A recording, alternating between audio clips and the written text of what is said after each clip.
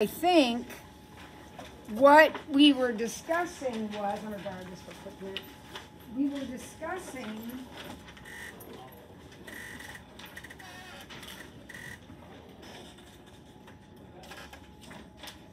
now, I'm kind of putting Miss Gilmore on the spot. I grabbed her paper and I started writing these things down. I don't know if those are the points that we all came up with. Did we all come up with those points? Let's refresh our memories. X is time and Y is distance from the wall. So we said at time 0, we were 0 from the wall. And at time 4, it took us 8 seconds to get around. So at 8 seconds, we were 0 from the wall again. And after 4 seconds, we were on the opposite side of the circle, so 40 inches or whatever from the wall. So do those points all make sense to you? I think we talked about those. Now the issue is, are those points in the right places? If you think about this for a second, that's the point 0, 0. This is the point 2, 20. Can the point 2, 20 be below the point 0, 0? Does that make any sense at all? No, because all of your y values, kids, remember what's y? The distance from the wall. All of your y's are positive. So, I think you have the right points, but I think you have them in the wrong spots. Okay, so let's redo. Remember what these points are. Does it make sense to you that maybe this could be 0, 0, and then this would be 8, 0, and then this one, if we needed it, would be 16, 0. Does that make sense? And then what's this one? What's F? 440. And then what would P be? If F is 440, then what would P be? 1240. And what would G be? G would be 620. This guy would be 220. And then this one would be 1020. Now, are those possible coordinates for F, G, J, K, and P? Now, could we make them other things? We could, but not the way we had it originally. Everybody okay with that? Okay. Now, did we answer question B yet? On the interval, okay, so these 2 points right here, J and K. So J to K, these 2 points right here. On that interval, which is true about the function itself? And from here to here, which one? You think A? D is positive and increasing. Is this function positive? Yeah, look at the y values. They're positive and increasing. Beautiful. And then, how is the rate of change? Describe the rate of change changing over that same interval. Well, the rate of change would also be positive. And because that part of the curve is concave up, it would be increasing. Positive, the slope is positive, it's increasing for sure. And the rate of change is increasing because we're concave up. Perfect. Perfect, perfect. Okay, so that takes care of that. Let me check attendance real quick, and then let's forge ahead in our notes. 3.2.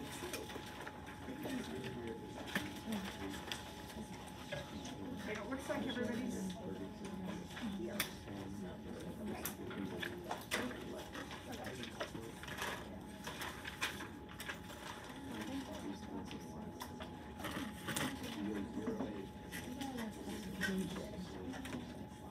Okay. All right, so let's see what we've got. Some very, very basics we're starting with. Our angles in trigonometry in math class are always measured in what we call standard position. And standard position means that the angles start rotating from the positive x-axis. And they rotate in a counterclockwise direction. This angle, or this side, is called the initial side, or the initial ray. And then this is called the terminal side, wherever the angle stops. It's called the terminal side. The vertex is at the origin. So when somebody says to you, I want you to draw a 90-degree angle, you're going to draw it like this. That's how you're going to draw all of your angles. If the angle happens to be negative, then instead of rotating counterclockwise, we will rotate clockwise, but we start in the same place. You just go down if the angle is negative. Okay. Now, I'm going to go ahead and draw an angle in standard position. I will call it theta.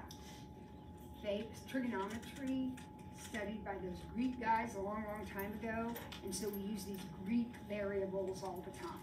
So this is just a theta, and it's like your x, so it's your variable.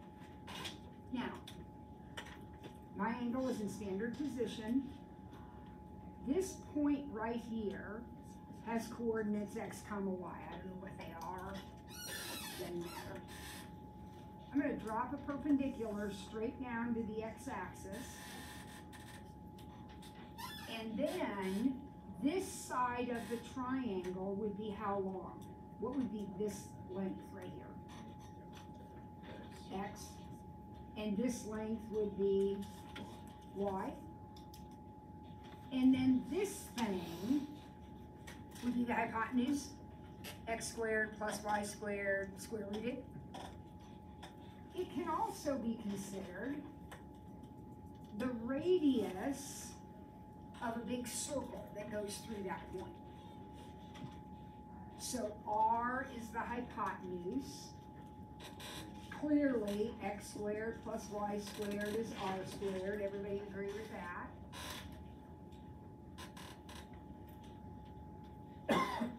There are 6 trigonometric functions, sine, cosine, tangent, secant, cosecant, cotangent, and they're all defined in terms of this simple little triangle.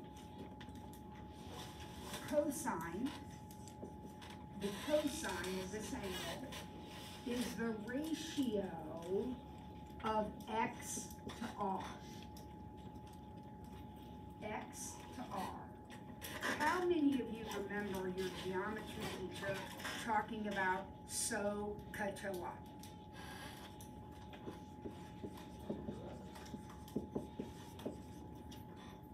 What does ka mean? What do those 2 letters mean? Do you remember? Adjacent over hypotenuse. So if you look at your triangle, theta is the angle at the origin. Then isn't this the adjacent side and this is the hypotenuse? So we're defining cosine in terms of x over r, but it's really still adjacent over hypotenuse, if that's how you want to think about it. So then what is sine? Sine would be the ratio of y over r, and tangent, TOA, would be the ratio of y to x.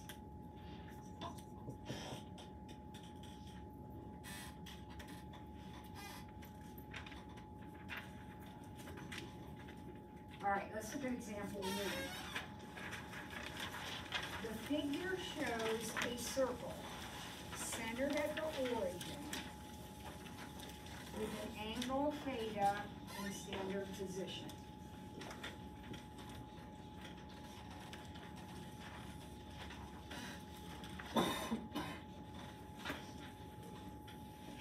Okay. The terminal ray of the angle, so the terminal ray of the angle intersects the circle at point P. The coordinates of P are x, y, and the radius of the circle is 3.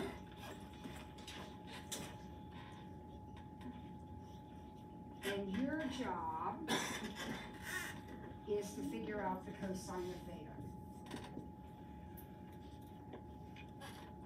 Well, that's easy.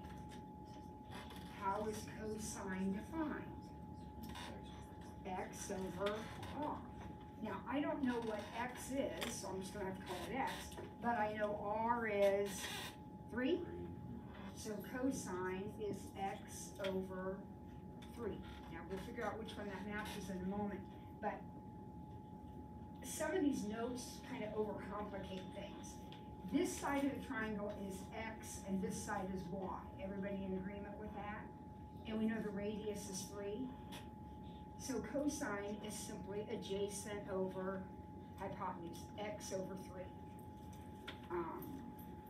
So I guess that has to be A.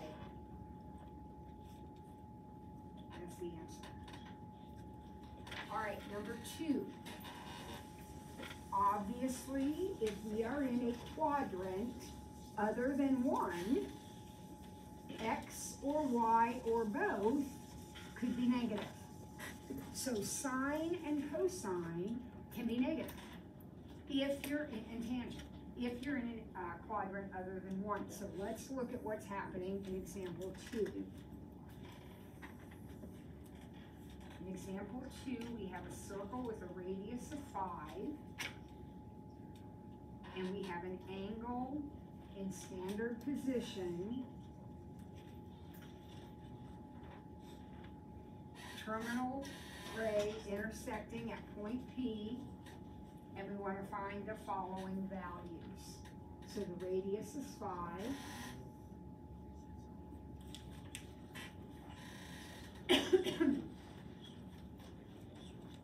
Any idea about what the coordinates of point P might be? Look at that picture. What do you think the points, the coordinates of this point right here are? 3, -4. 3, -4, Bryce says. What do the rest of you think? He's absolutely right.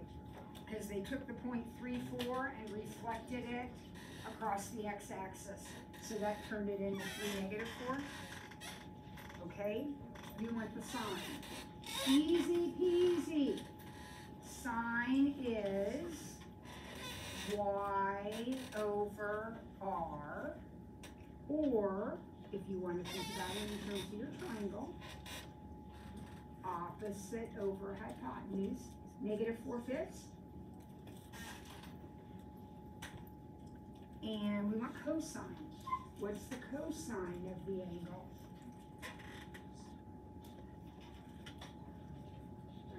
3/5. And tangent. What's the tangent of the angle? -4/3. Beautiful. If you're in quadrant quadrant 4, which is what this point was in quadrant 4, does it make sense to you that sine would be negative and cosine would be positive? Yeah, because cosine is x and sine is y. So the SIGN of the sine and cosine is going to depend on the SIGN of x and y, which depends on which quadrant you're in. Easy as can be. All right, example 3. Now we've got this big messy picture, but do not get confused by it. It's very simple.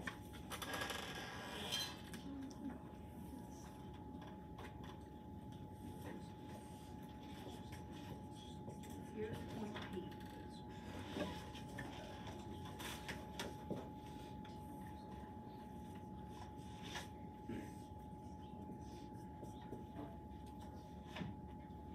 And we know the radiuses are.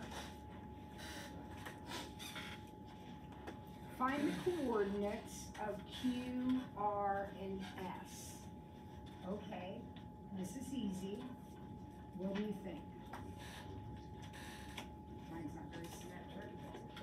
What do you think? What are the coordinates of point Q? Negative x. Negative x comma y. And R would be negative x negative y. And S would be x negative y. Easy. Find the sine of the angle, number 4.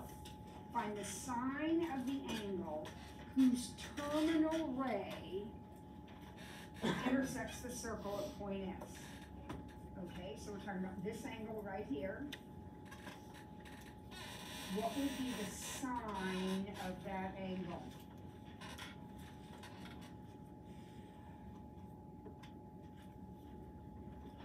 Well, again, we shouldn't be pondering this. Think about this triangle. This would be x, and this would be negative y. And this is r. So what sine? Opposite over hypotenuse. Negative y over r. Remember, by definition, sine is y over r. Sine is y over r. Y over r. That's your sine. Example 5. Point Q, what's the cosine of this angle?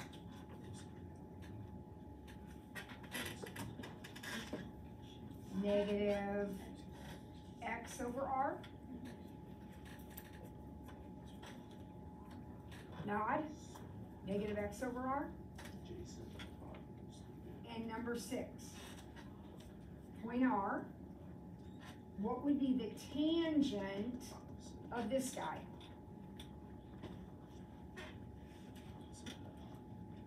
No, tangent's not opposite and hypotenuse. Tangent is opposite over adjacent. Negative y, negative x. Which would just be y over x. In quadrant 3, doesn't it make sense that the tangent's positive? Because tangent is defined how? Y over x. And in quadrant 3, they're both negative. All right, number 7. Let theta be an angle in standard position whose terminal ray coincides with the line y equals negative 3x, so we stop right there. What does y equals negative 3x look like?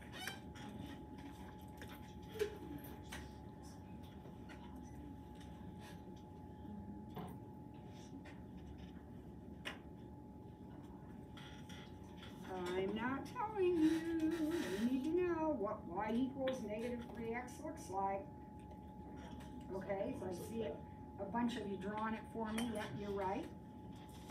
Goes through the origin and has a slope of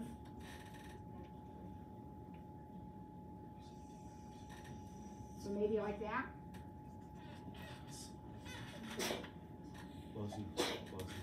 Now, in quadrant 2, so I am looking at this angle right here in quadrant 2. And this is the line y equals negative 3x. So if I drop a perpendicular down and make that triangle, I don't know exactly what these are, but what do I know about their ratio?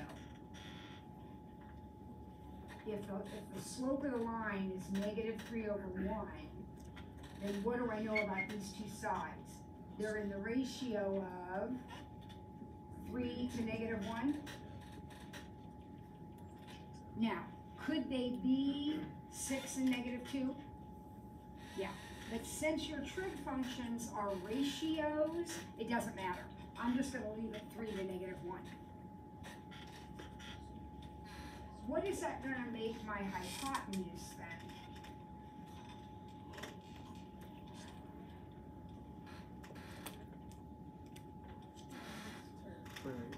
Square root of 10. Thank you so much for not making me freak out. Pythagorean theorem. Now, one quick comment. This probably makes sense to you, but just to clarify everything. When you draw your triangles, depending on which quadrant you're in, x and y can be negative. Does that make sense to you? But r, or hypotenuse, will always be positive. Okay? This number will never be negative. These can be negative, x and y, but r will always be positive. Okay, what do I want to know? I want to know the sine of this angle. Here's the angle we're talking about in standard position. What's the sine of that angle? 3 over square root of 10. You're perfect. 3 over square root of 10. What's the cosine of that angle? Negative 1 over the square root of 10. Yep. And what's your tangent? Negative 3. Negative 3 over 1 or negative 3.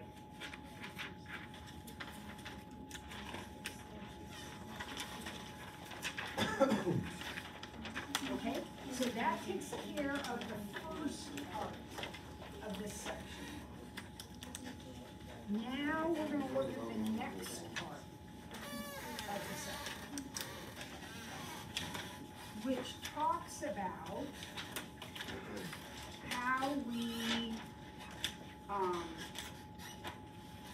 really talk about all that, but how we are going to measure angles in this course. So,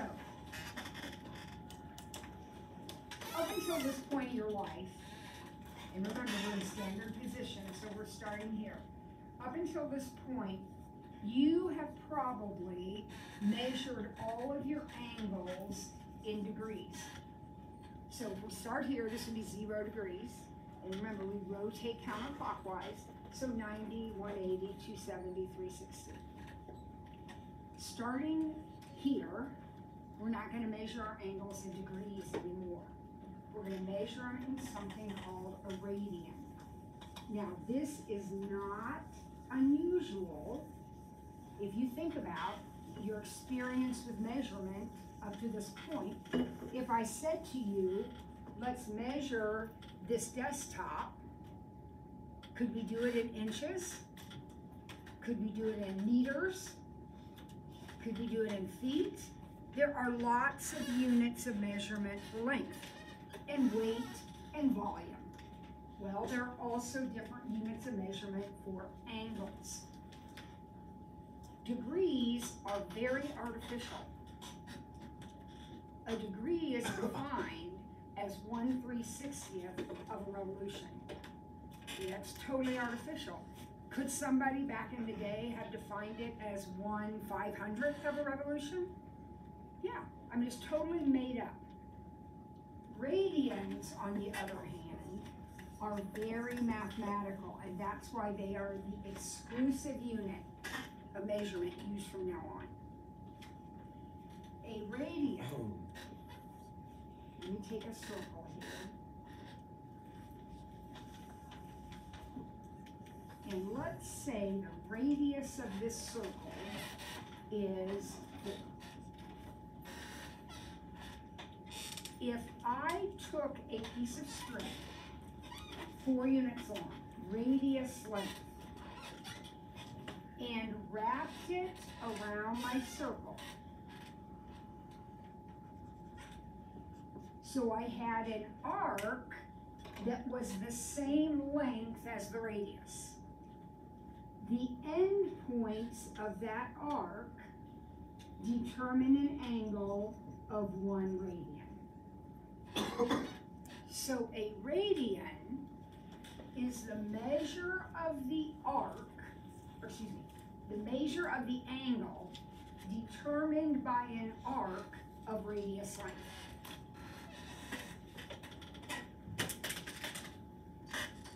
So, a radian, the measure of the angle determined by an arc of radius length. So what would happen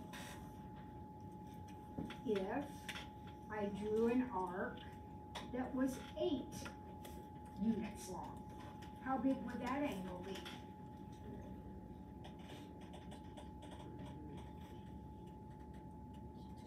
Two radians. That's 2 radians, yeah.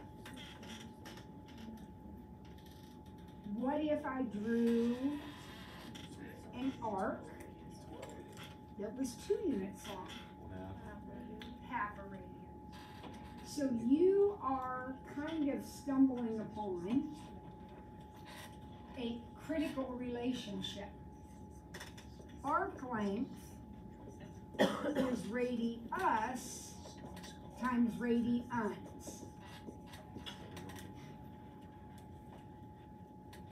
So the measure of the arc will always be the radius times the radian measure of the angle. So down here, 4 times a half is 2. That is an important relationship. Now,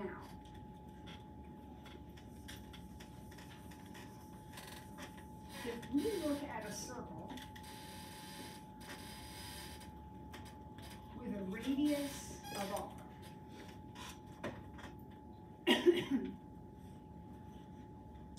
the whole arc length would be called the circumference. And circumference is found how? How do we find the whole distance around? 2 pi r. Wait a second. Arc length, this is the whole arc length, is radius times radians. So that means that the whole angle all the way around is 2 pi radians. So 1 revolution is 2 pi radians. So in other words, if you were talking to some 6th grader who's doing everything in degrees, you would say 2 pi radians is the same as 360 degrees. Or simpler, 1 pi radians is equivalent to 180 degrees. So when we label our angles now in standard position, this is 0. It would also be 2 pi if I went all the way around. So this label over here is pi. And what's this one? 1/2 pi. Normally we write pi over 2, but it's 1/2 pi. And what would this one be? Oh, not 3/4. No, not 3/4. 3/4 would actually be here. 3/2. This would be 3 pi over 2. 1 1/2. So every half pi is like 90 degrees. And so every half pi is a quadrant. Okay. Let's see where I'm at here. Example 1. Consider the angle created by the quarter circle of radius 4 above. What would be the measure of theta in radians?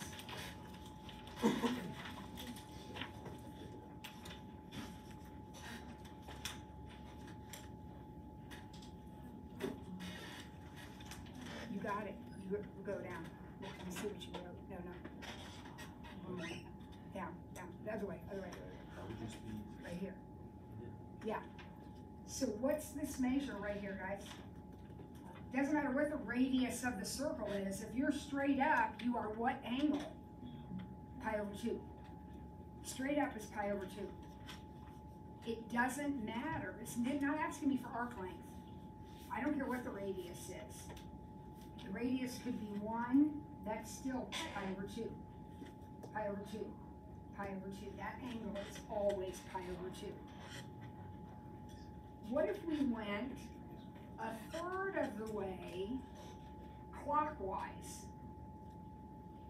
Find a measure of the angle formed by a third of a rotation clockwise. So clockwise is this way. What would a third of a rotation be? What would be the measure of the angle?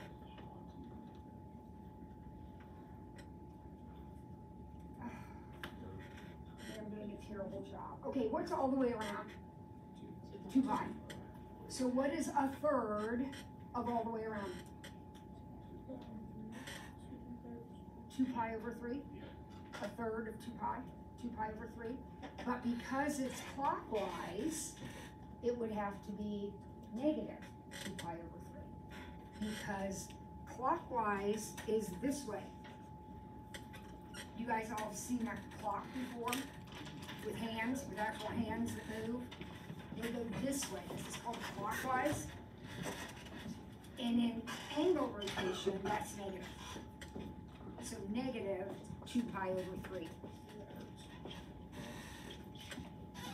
All right, let's just do one more just to ease my mind. What if we went, 2/5 of a rotation counterclockwise? What would that be? 2/5 counterclockwise.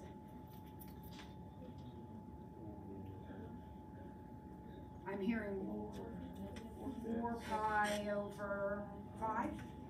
Kids, a revolution is 2 pi. Of means times. What's 2/5 times 2 pi? 4 pi over 5. And since it's counterclockwise, it would be positive. Okay, let's do one more. 7/6 of a revolution clockwise. 7/6 of a revolution. Negative 7 pi over 3. Negative 7 pi over 3. This is actually more than once around, right? Wouldn't it look like this? Yeah. More than once around. Okay. Unit circle.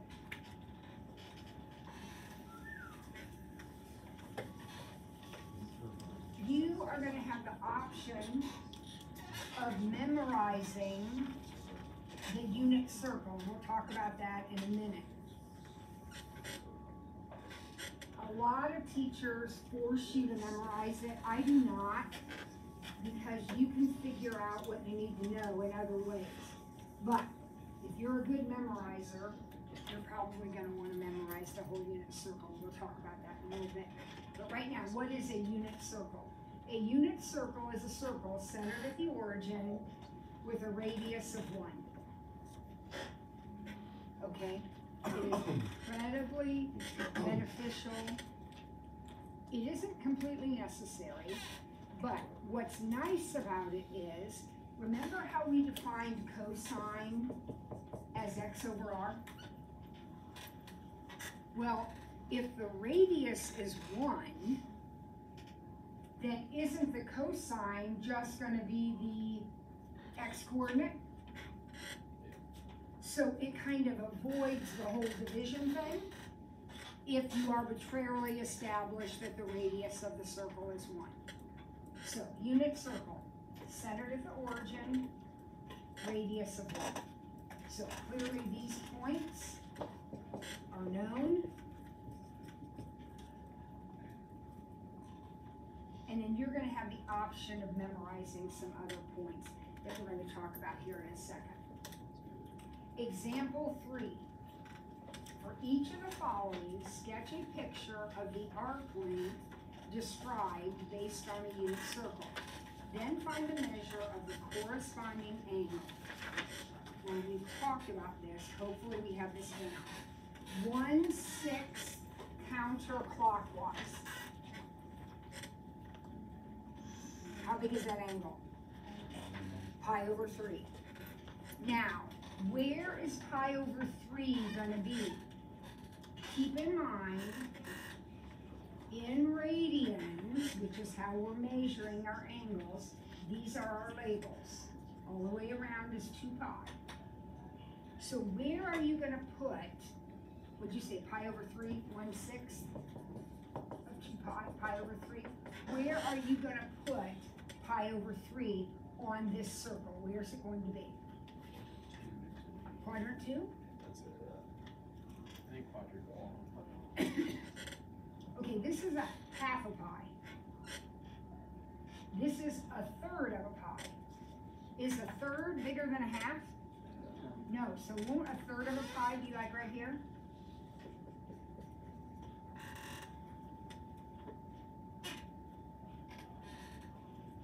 Two full revolutions clockwise.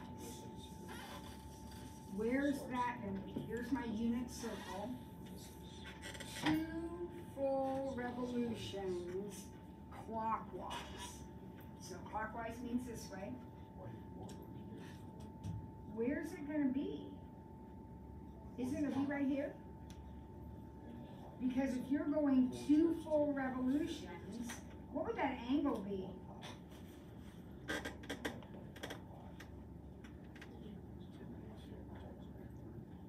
Okay, what's a revolution?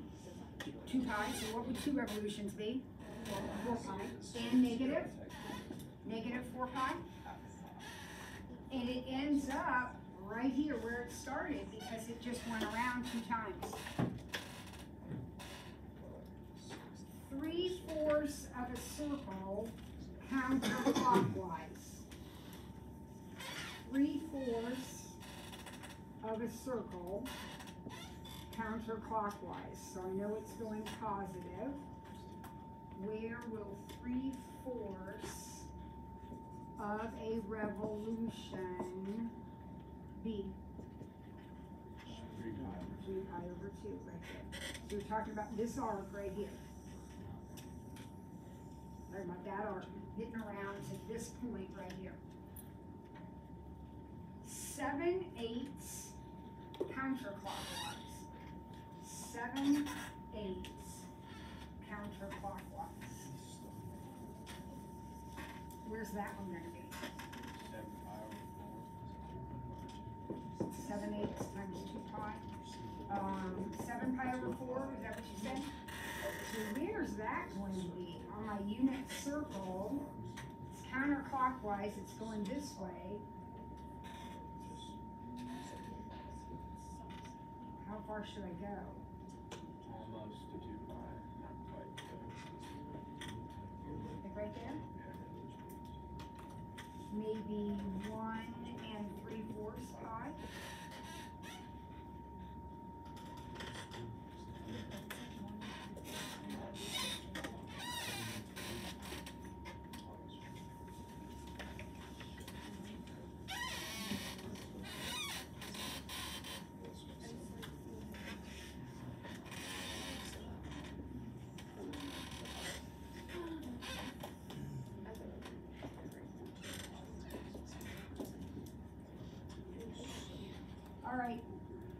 oh wait. Now we are going to start labeling some angles in quadrant 1. So you'll notice that they have marks in quadrant 1 at those locations. And he has them labeled for you. Does it make sense that this is 1/4? Yes. And this is a 1/6, and this is a 1/3. Do those, in relationship to each other, do those make sense? Now, we can do the same thing in quadrant 2. Could you come up with corresponding labels in quadrant 2? Any thoughts on that?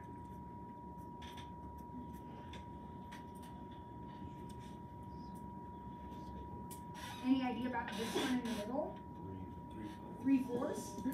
That makes sense, doesn't it? And in fact, wouldn't this one in the middle here be 5/4? And this one in the middle here be 7/4? Does that make sense to you? Those are the fourths, the halfway marks of every quadrant.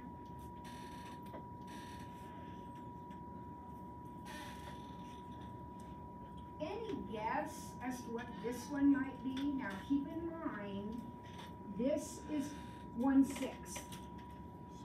So wouldn't this be 1/6? Which would make this label what? 5/6. Yes, Glenn. 5/6. And then what about this one? What would this one be? 7/6. I heard somebody say it. Awesome. And what about this one over here? Remember, that's a 6. So this is a 6. So what would this be? This is 2 pi. Well, this is 12/6. So this one would be 11/6. Yeah.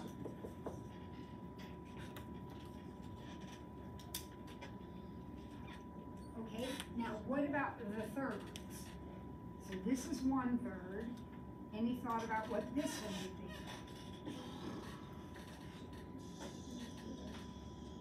2/3? Perfect. Perfect. How about this guy down here? What would he be?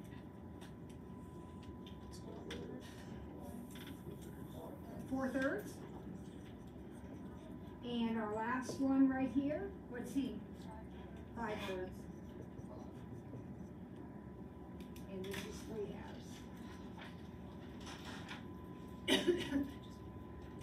So we have labeled all of the important angles on our unit circle. Now when I say these are important, I want you to notice something. Pi is 180.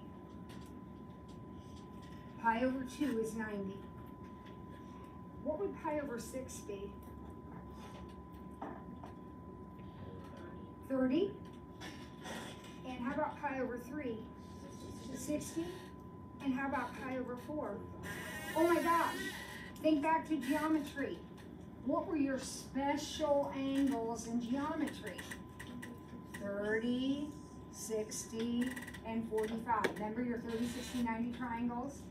And your 45, 45, 90 triangles? Perfect.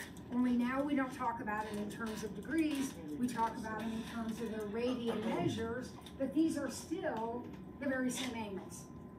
And the triangles are going to have the very same ratios. 1, 1, root 2, 1, root 3, 2. I hope you remember those numbers, because we're going to do that. Anyway, there's your unit circle. That's example 4. We have everything labeled all the way around. Okay, see if we can finish this page. Example 5. We have a unit circle, and we have an angle in standard position,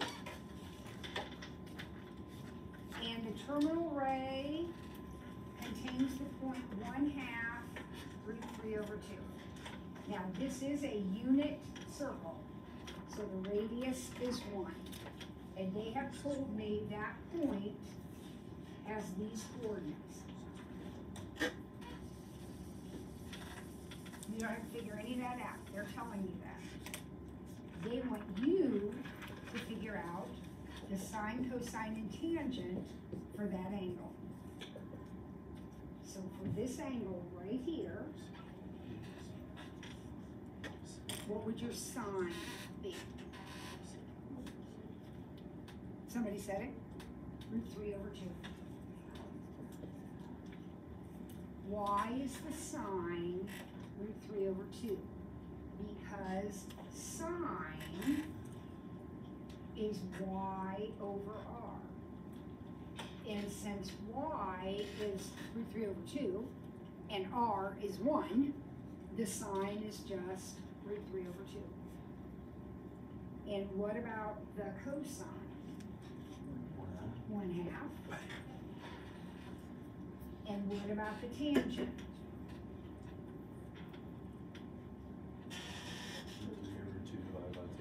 Well, it's gonna be √3/2 divided by 1/2 because it's y over x. But isn't that just going to end up being just √3?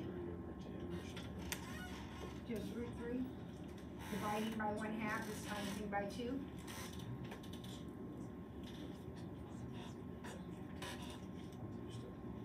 Last one, example 6. Take point P in the problem we just did and reflect it over the y-axis. So here's your unit circle. Here's point P. Now reflect it across the y-axis. So it's going to end up here.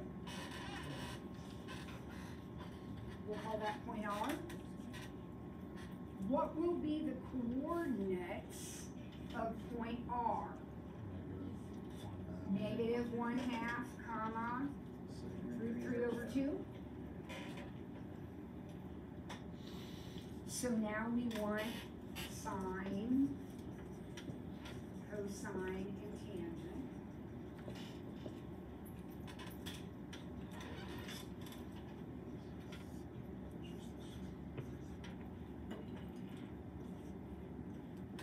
All right, so what do you think? What's your sine? √3/2. What's your cosine? -1/2. And what's your tangent? -√3, because it's √3/2 over -1/2. -√3. Okay. Now, we have one more thing I'm going to add in here real quick, and then we will continue this definitely tomorrow. But I want you to see if you can figure out which angles have a sine of √3/2.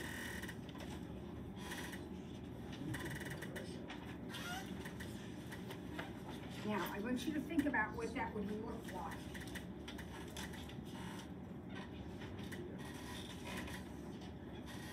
Here's my angle in standard position.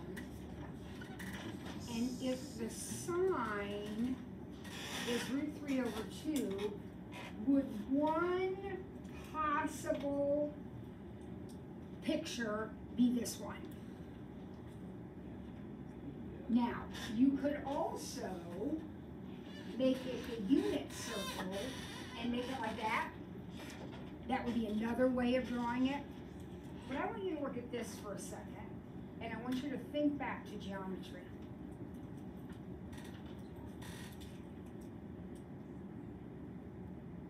If the hypotenuse is 2 and that side's √3, wouldn't that have to be 1 by the Pythagorean theorem?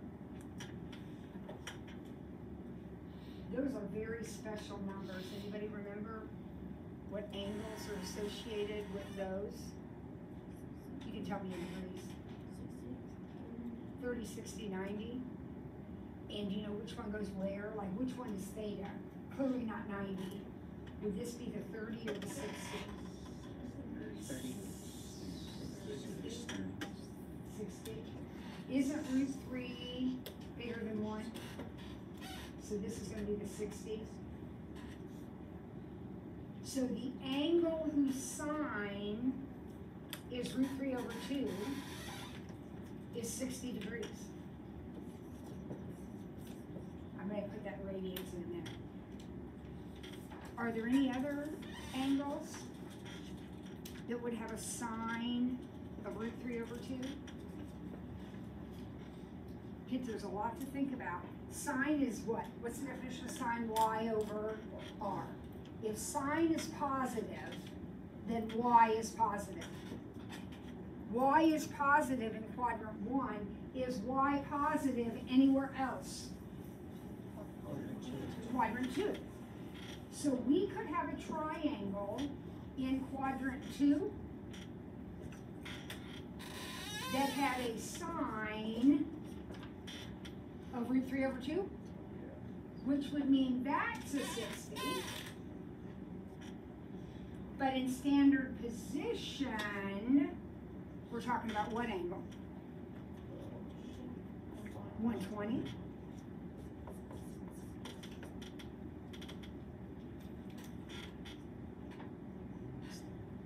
Are there any others, or is that it? Are those the only two angles that have a sine of root 3 over 2? Oh, I heard somebody say no. Where's that coming from? No, Julie, why? Would it be in quadrant 3 as well because the negative cancels? No, be careful, because in quadrant 3, if I had a 60 in quadrant 3, this would be negative root 3. This would be negative 1, and that would be 2. But when I do sine, it's y over r. So that would actually be a negative. So no, it can't be in quadrant 3. And it can't be in quadrant 4. But what I want you to think about is, what about an angle of 420 degrees? Tell me about 420 degrees. What's it look like when you draw it? What does 420 look like when you draw it? All the way around, and how much more? 60. Wouldn't it look exactly like this when I drew it? And what about negative 300? What does negative 300 look like? This, because negative 300 ends up where positive 60 is. What I'm doing here, these are called coterminal angles. Coterminal angles are angles that are drawn in exactly the same spot, but they have extra revolutions thrown in. We'll continue this conversation tomorrow because it's a big deal. Yeah.